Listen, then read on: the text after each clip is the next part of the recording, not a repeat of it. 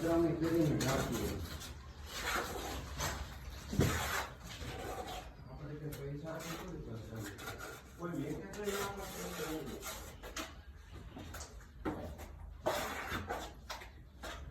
મેં અત્યારે તો એમને કેવું છે મારે ખબર તમારા મનની અંદર હું વાત આવે એ કહી